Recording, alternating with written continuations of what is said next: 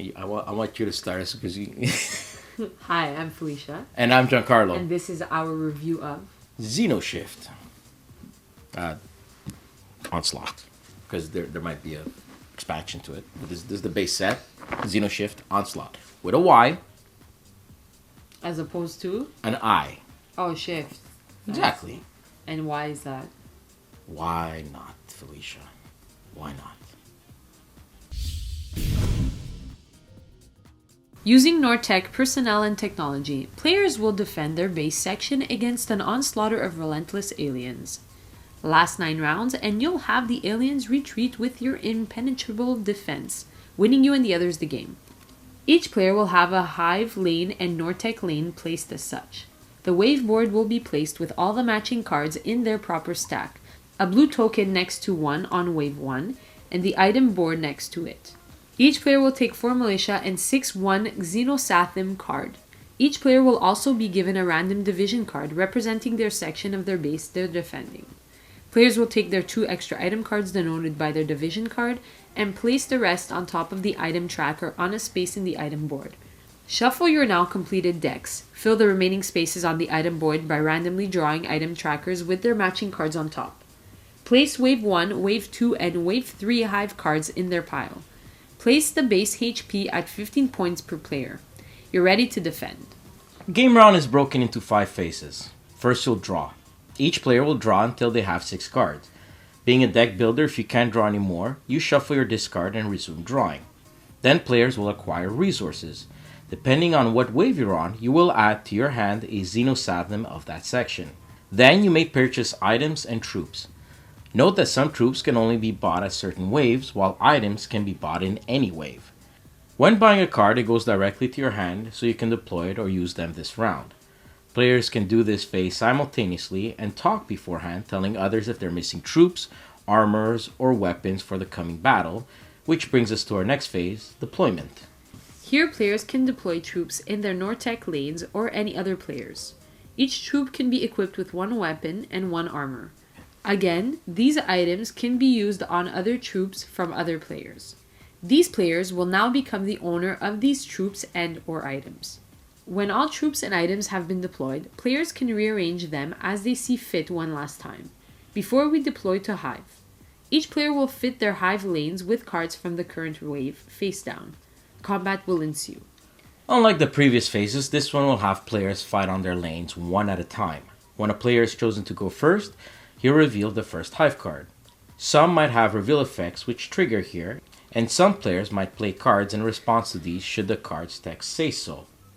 When resolved, a fight will occur. Here the Hive and the first Nortec troop will deal damage to each other simultaneously. Their attack values are listed on the bottom left corner of the card.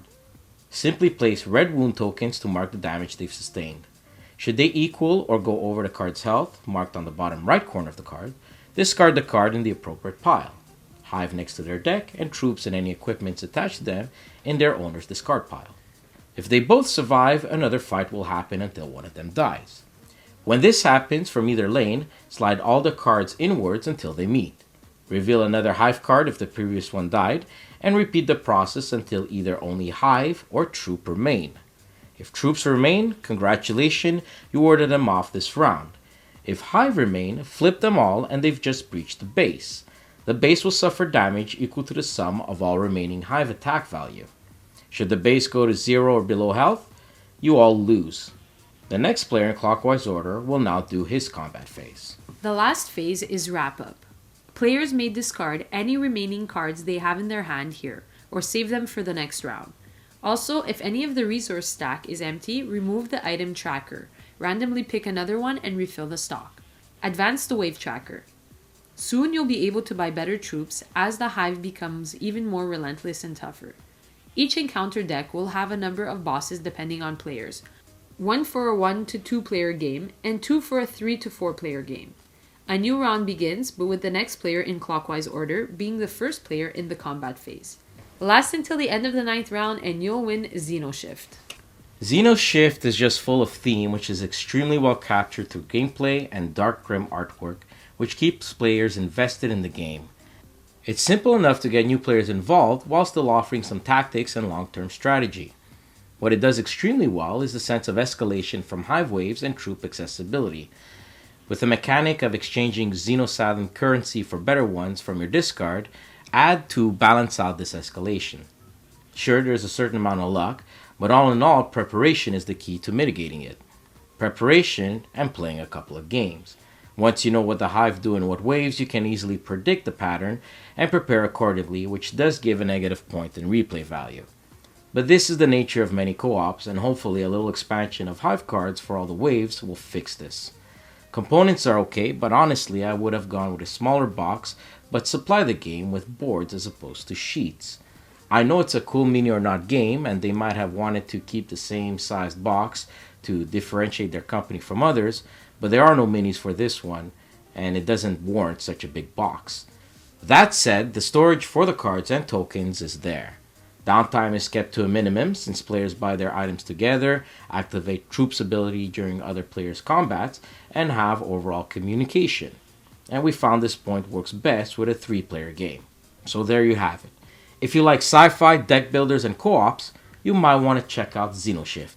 It gets 7.5 hive body parts out of 10.